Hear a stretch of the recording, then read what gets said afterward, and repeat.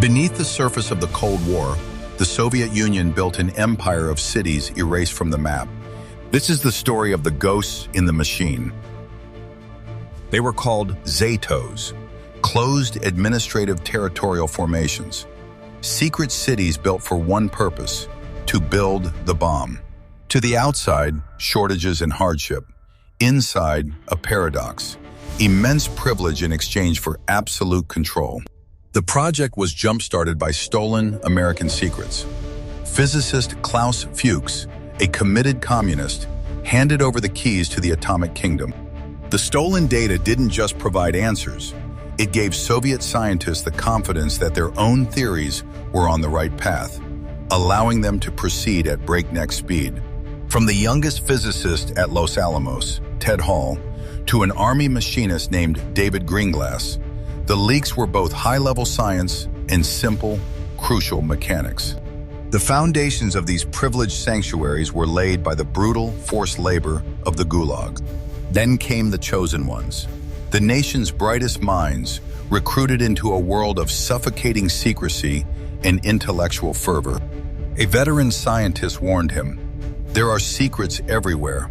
The less you know that doesn't concern you, the better off you'll be." But production had a catastrophic cost. At the Mayak plutonium plant, high-level radioactive waste was secretly dumped directly into the Techa River. In 1957, the Kishtim disaster, a waste tank explosion, released a radioactive plume that contaminated hundreds of square miles. It was one of history's worst nuclear disasters, a silent catastrophe hidden from the world, its victims suffering in obscurity for decades. On August 29, 1949, thanks to stolen data in a colossal Soviet effort, America's nuclear monopoly was shattered. Overseeing the project was Lavrenti Beria. His bargain was simple: succeed and be a hero, fail and face the Gulag. As the spy rings began to unravel, others like Bruno Pontecorvo were exfiltrated, vanishing behind the Iron Curtain to continue their work in a mirror world. After the bomb, the cities became showcases of Soviet modernity. Better apartments, better food, a curated reality. The system worked so well that when the end of the USSR came, residents overwhelmingly voted to remain closed, fearing the chaos of the outside world. One resident later reflected on this paradox. "I was sure that within our barbed labyrinth, I inhaled the air of freedom."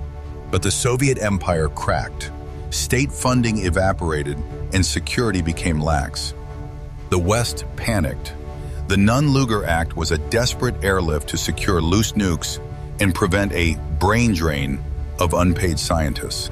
But they couldn't catch everyone.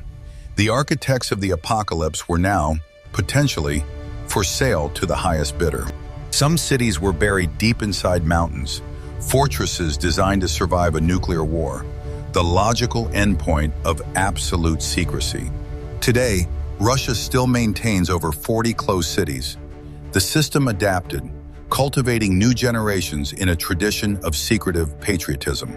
For a brief window after the collapse, the archives opened.